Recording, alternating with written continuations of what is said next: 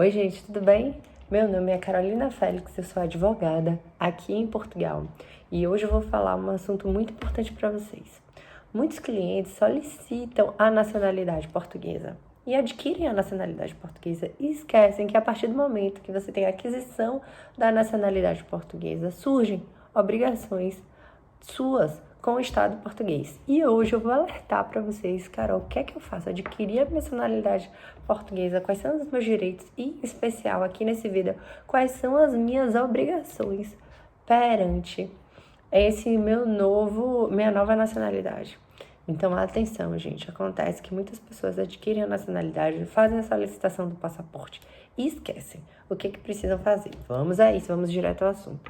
Quais são os 2 pontos fundamentais para quem adquire a nacionalidade portuguesa?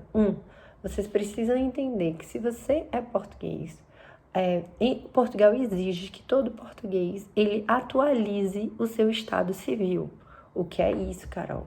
Se você se casou, se você se divorciou, você precisa fazer a comunicação da mudança do seu estado civil a Portugal, mesmo que você more em outro país. Então, acontece muito de muitos clientes, por exemplo, brasileiros, que pegam a nacionalidade, adquirem a nacionalidade portuguesa e continuam a morar no Brasil ou em outro lugar, se casam, divorciam, têm sua vida no exterior e não comunicam aqui às autoridades portuguesas. Isso pode dificultar muito sua vida agora, nesse momento, por exemplo, quando você for solicitar seu passaporte, ou uma renovação do seu passaporte, ou no futuro, se depois o seu neto, seu filho quiser fazer a solicitação da nacionalidade dele através da ascendência, ou seja, através de você, que é português, e pronto, faleceu ou está vivo, ele quer adquirir essa nacionalidade a partir de você, ele vai ter que fazer a sua transcrição de casamento e, se você divorciou, a sua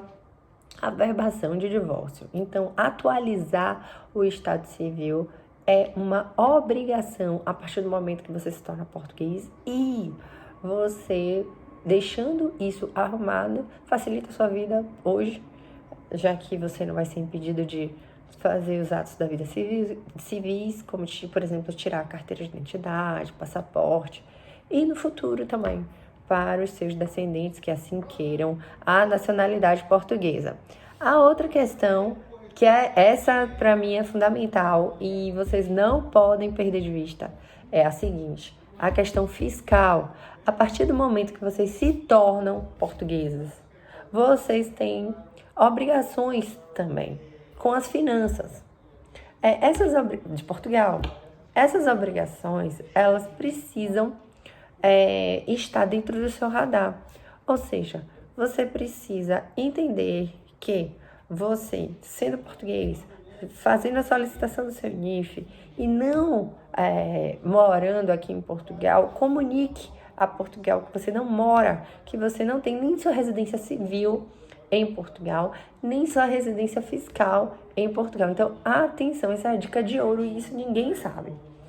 Se você é nacional, adquiriu a nacionalidade portuguesa, comunique as finanças, e não mora aqui em Portugal, comunique as finanças que você não está a morar em Portugal, que você não tem a sua residência nem civil e, em consequência, nem fiscal aqui em Portugal. Por que, Carol? Porque isso vai te trazer, além da isenção de isenção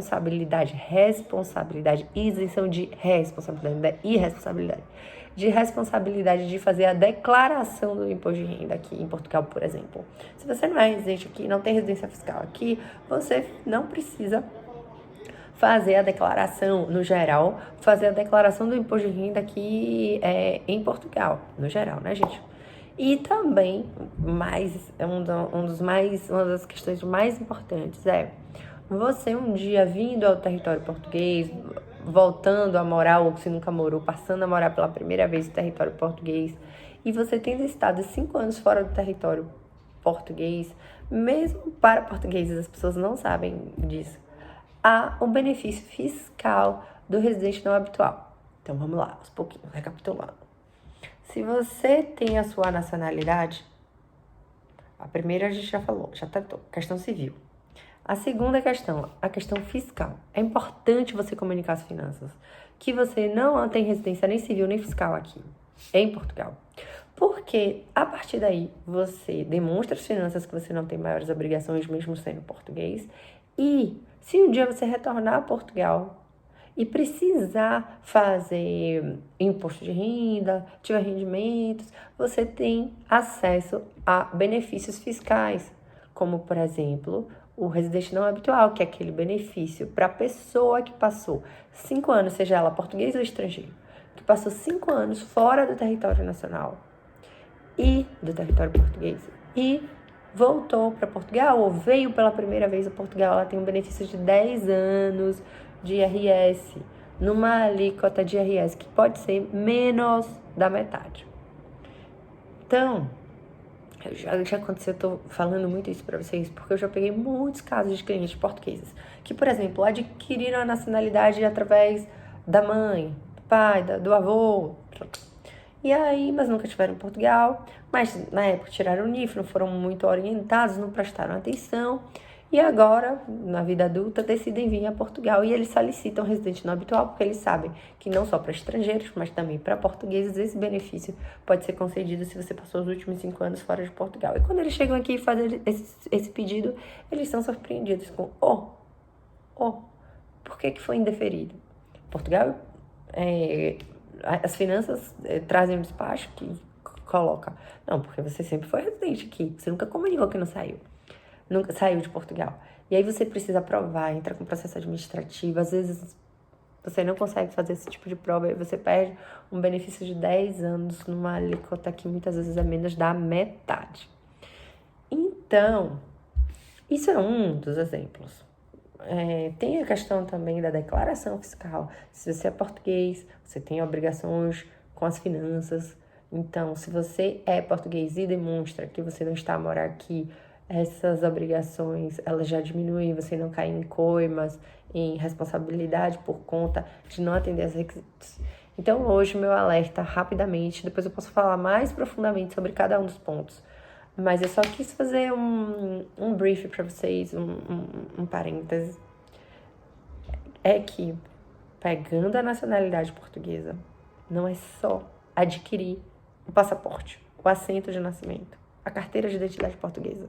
Você tem obrigações com Portugal. E eu trouxe hoje 2 e exemplo dessas 2 consequências do não atendimento dessas 2.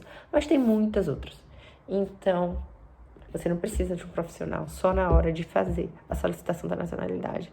Você precisa também no depois. E agora eu virei nacional, eu tenho obrigações com aquele país. Quais são? O que eu faço? Então, eu vejo muitos clientes perdendo muito dinheiro por conta disso. Essa foi a dica. Subscreve, dá o like. Tô aprendendo ainda isso, viu, gente? Dá o like, segue aqui para mais dicas, para poder fazer mais conteúdos para vocês e trazer mais informações. Obrigada. Eu sou Carolina Félix.